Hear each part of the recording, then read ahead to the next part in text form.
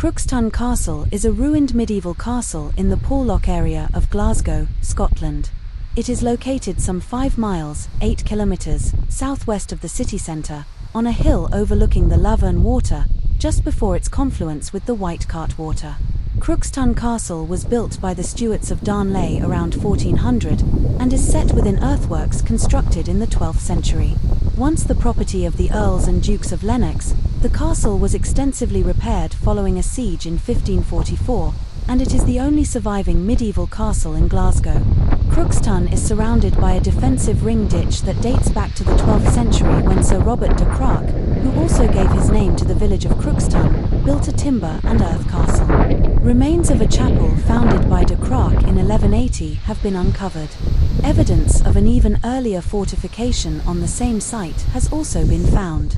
The lands of Crookston were bought by Sir Alan Stewart in 1330 and passed to Sir John Stewart of Darnley in 1361. The Darnley Stewarts replaced the early castle with the present stone structure around 1400. In 1489, the Stuart Earl of Lennox rebelled against James IV. James responded by bringing the Cannon Mons Meg from Edinburgh and bombarding the castle, virtually destroying its western end and ensuring a quick surrender. On the 3rd of April, 1544, the castle was besieged and taken by the Earl of Arran and Cardinal Beaton, while the then Earl of Lennox was defending Glasgow Castle. At this time, Crookston was regarded as the principal house of the Earls of Lennox. Regent Arran installed 5 gunners in the castle in May 1544. Most famous of the Darnley Stewarts was Henry Stewart, Lord Darnley, who was second husband to Mary, Queen of Scots. It may have been at Crookston that the couple were betrothed under a yew tree. The yew was felled in 1816, and a model of Crookston Castle, now on display in Porlock House, was carved from its wood. In 1572, Crookston was granted to another Stuart, Charles, the Earl of Lennox.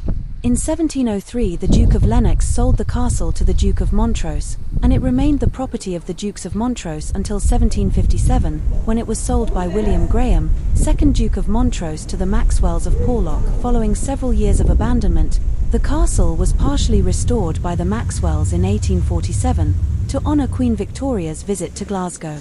In 1931, Crookston became the first property acquired by the National Trust for Scotland, having been presented by Sir John Maxwell Stirling Maxwell, who was one of the Trust's founder members and first vice-presidents. During the Second World War, the northeastern tower was used as an aircraft watchtower. Today, Crookston Castle is a scheduled monument. Its maintenance is the responsibility of Historic Environment Scotland, and the castle is open to the public. It is the second oldest building in Glasgow, after Glasgow Cathedral. Crookston Castle sits atop a natural hill, emphasized by the early ring ditch, which can still be seen. To the north is a steep drop to the Lough Water. The castle has a rectangular main block, which was strengthened by a tower at each corner.